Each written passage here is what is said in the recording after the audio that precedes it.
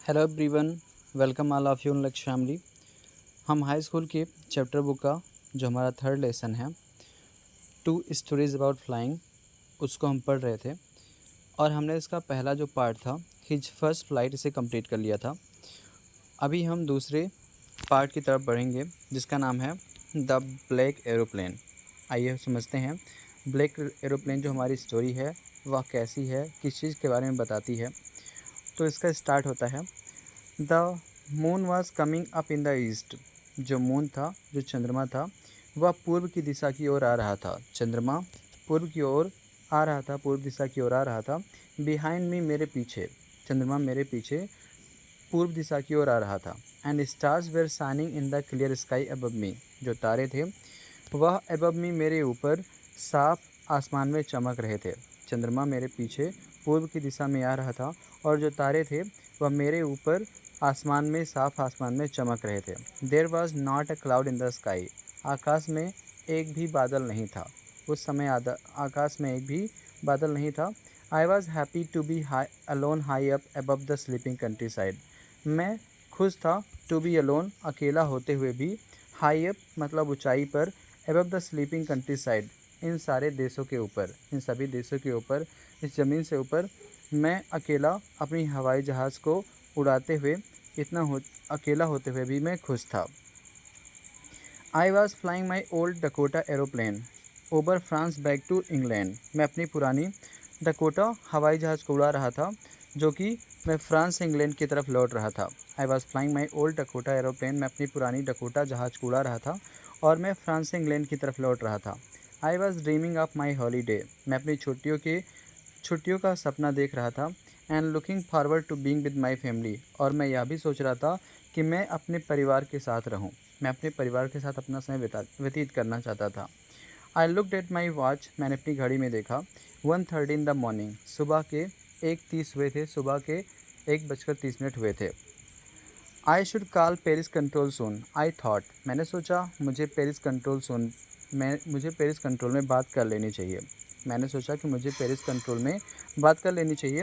As I look down, जब मैंने देखा, पास द नोज़ ऑफ एरोप्लेन, अपनी हवाई जहाज़ के सामने, जब मैं अपने हवाई जहाज़ के सामने, मैंने ऐसा जब देखा, आई सा the lights off big city in front of मी। मैंने देखा कि जो मेरे सामने है एक बहुत ही बड़े शहर का प्रकाश दिखाई दिया। मेरे आँख के सामने ही, उस हवाई जहाज़ के सामने ही मुझे एक बहुत ही बड़े शहर का प्रकाश दिखाई दिया। I switched on the radio and said. मैंने अपना रेडियो स्विच ऑन किया और मैंने कहा, Paris control Dakota DS-088 hair. मैंने क्या बोला कि Paris control Dakota DS-088 hair यहाँ आ चुकी है। डकोटा DS-088 हेयर मतलब यहाँ आ चुकी है। कैन यू हियर मी, क्या आप मेरी बातें सुन पा रहे हो? I am on way to England over. मैं इंग्लैंड के रास्ते पर जा रहा हूँ, इंग्लैंड के लिए जा रहा हूँ। इतना कहकर उस जो मतलब पायलट था उसने अपनी आवाज़ को बंद कर दिया। The voice from the radio answered me immediately. उस रेडियो से तुरंत ही आवाज़ आती है, उस रेडियो से उत्तर मिलता है।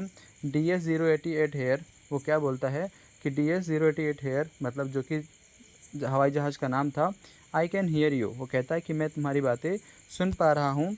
You are to turn 12 degree west now. वो क्या कहता है कि आपको 12 डिग्री पश्चिम की तरफ मुड़ जाना है। आपको 12 डिग्री पश्चिम की तरफ मुड़ जाना है, वेस्ट पश्चिम की तरफ मुड़ जाना है। DS-088 है ओवर। और जो रेडियो की आवाज़ है वह अभी इतना कहकर बंद हो जाती है। I check the map. मैंने अपना मैप को चेक किया, मैंने अपने मैप को देखा। एंड द कंपास, और मैंने दिशा सूचक यंत्र को भी देखा, मैंने अपने कंपास को भी देखा। Switch over to my second and last fuel tank. मैंने अपना अंतिम और दूसरा जो फ्यूल टैंक था उसे स्विच ओवर किया, मतलब मैंने उसे ऑन कर दिया, मैंने उसे चला दिया। And turn the Dakota 12 degree waste towards England. और मैंने 12 डिग्री उस डकोटा जहाज़ को मोड़ा इंग्लैंड की तरफ मैंने उस डकोटा जहाज़ को 12 डिग्री मोड़ दिया। I will be in time for breakfast. मैंने सोचा कि मैं नाश्ता करने के समय पर वहाँ पहुँच जाऊँगा। मैंने सोचा था कि मैं नाश्ता करने के समय वहाँ पहुँच जाऊँगा। आई थॉट, मैंने ऐसा सोचा था। A good big English breakfast, एक ही बहुत ही बड़ा अंग्रेजी नाश्ता होगा। एवरीथिंग वॉज गोइंग वेल, सब कुछ ठीक ठाक चल रहा था, सब कुछ सही चल रहा था। It was an easy flight, यह एक बहुत ही अच्छी उड़ान थी, यह एक बहुत ही आसान भरी उड़ान थी। Paris was about 150 kilometre behind me, जो पेरिस था वह मुझसे लगभग 150 किलोमीटर दूर था। जो पेरिस था वह मुझसे लगभग 150 किलोमीटर दूर था। व्हेन आई सा द क्लाउड्स, जब मैंने बादल देखे तो पेरिस लगभग मुझसे 150 किलोमीटर की दूरी पर था। स्टॉर्म क्लाउड्स, जो बादल थे वह तूफ़ानी बादल थे। दे वे ह्यूज, वे बहुत ही विशाल थे, वे बहुत ही बड़े बड़े थे। They look like black mountains, वे काले पर्वतों के समान दिखाई देते थे। Standing in front of me across the sky, जो पूरे आसमान में मेरे सामने फैले हुए थे। वे काले बादलों की तरह दिखाई देते थे जो कि आसमान में मेरे सामने फैले हुए थे। आई न्यू, मुझे पता था। I could not fly up and over them, मैं उसके ऊपर से अपनी जहाज़ को नहीं उड़ा सकता था। मुझे यह बात पता थी कि मैं अपनी जहाज़ को उसके ऊपर से नहीं उड़ा सकता था। And I did not have enough fuel to fly, और मेरे पास इतना फ्यूल भी नहीं था कि मैं उसे उड़ा सकूं। मेरे पास इतना फ्यूल भी नहीं था कि मैं उड़ा सकूं। टू द नॉर्थ और साउथ, दक्षिण या उत्तर की तरफ, मेरे पास इतना फ्यूल भी नहीं था कि मैं उसे उत्तर या दक्षिण की तरफ उड़ा सकूं। I are to go back to Paris, मैंने सोचा कि मुझे पेरिस लौट जाना चाहिए। मैंने ऐसा सोचा कि मुझे पेरिस लौट जाना चाहिए। आई थॉट, मैंने सोचा। But I wanted to get home, लेकिन मैं घर जाना चाहता था। आई वॉन्टेड दैट ब्रेकफास्ट, मुझे वह नाश्ता करना था।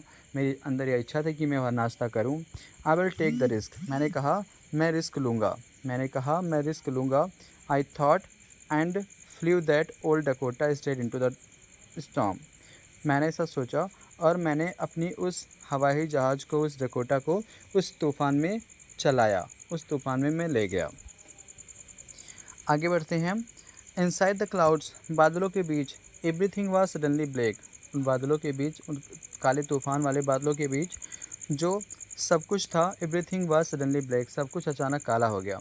It was impossible to see anything outside the aeroplane, कुछ भी हवाई जहाज़ के बाहर देखना बिल्कुल इम्पॉसिबल लग रहा था, बिल्कुल असंभव लग रहा था। The old aeroplane jumped and twisted, जो हवाई जहाज़ था वह उछल रहा था, मुड़ रहा था। इनटू द एयर, उस हवा में जो हवाई जहाज़ था वह बार बार उछल रहा था और मुड़ रहा था।